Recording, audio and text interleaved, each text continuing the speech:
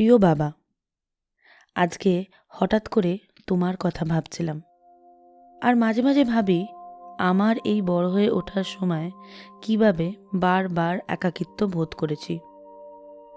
আমার মনে হয় আমি এখন বুঝতে পেরেছি কেন সবেতেই আমি সেরা হয়ে ওঠার চেষ্টা করেছি, কেন আমি চাকরি থেকে রিজাইন করতে গিয়েও ভয় পেয়ে সরে এসেছি। আমার মনে আছে সকাল হলেই কিভাবে তুমি মদের গ্লাস নিয়ে বসে পড়তে, তারপর আবার বিকেলে, আবার সন্ধেবেলা। মা সবসময় তোমার পাশে থাকার চেষ্টা করেছিল, তাই হয়তো আর কিছু না পেয়ে তোমাকে সঙ্গ দেওয়ার জন্য তোমার সাথে বসে পড়ত। আমি প্রচণ্ড রেগে যেতাম। আমি তখন বুঝতে পারিনি যে অ্যালকোহলিজম ইজ এ ডিজিজ। আমি যখন চাকরি সূত্রে প্রথম শিক্ষক হই, আমি নিজেকে প্রমিস করেছিলাম যে কখনো কোনো দিনও আমার বাচ্চাদেরকে আমি হতাশ করব না, যেভাবে তুমি আমাকে বারবার হতাশ করেছ। কিন্তু জানো, আমার সব ছাত্ররাই আমাকে প্রচণ্ড ভালোবাসত, যদিও কিছু সহকর্মী আমাকে ঠিক মেনে নিতে পারেনি। আমার শরীর, আমার জামা কাপড়, আমার চুলের অনিয়ম ভঙ্গি সব কিছুই যেন তাদের কাছে সমস্যা হয়ে দাঁড়িয়েছিল। আমাকে নিয়ে মজা করা, আমার সাথে খেতে না বসা, আমাকে একঘরে করে দেওয়া, প্রত্যেক পদক্ষেপে তারা আমাকে ছোট করে গেছে।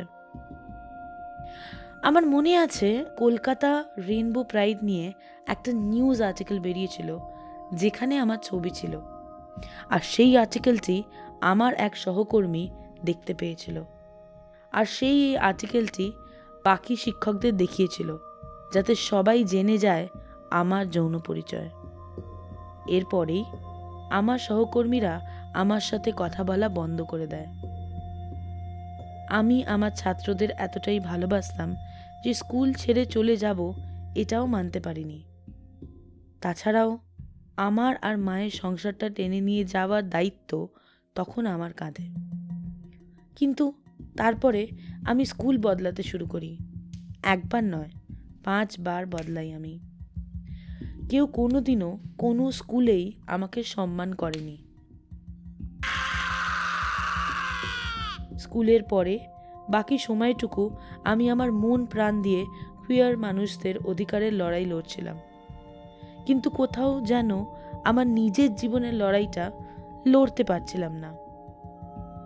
এরপর জানি না সেদিন কোথা থেকে এই সাহসটা পেলাম, কিন্তু আমি আমার স্কুল অথরিটিকে আমার রেজিগনেশন লেটার দিলাম। তাতে পরিষ্কার করে লিখলাম যে আমার পদত্যাগের আসল কারণ ডিসক্রিমিনেশন। আমি এখন কুইয়ার এবং ট্রান্সজেন্ডার মানুষদের জীবিকা নিয়ে কাজ করি। আমি নিজেকে প্রমিস করেছি যে যেই অমানবিক পরিস্থিতির মধ্যে দিয়ে আমাকে যেতে হয়েছে, সেই পরিস্থিতি দিয়ে যেন আর কাউকে কোনোদিন যেতে না হয়।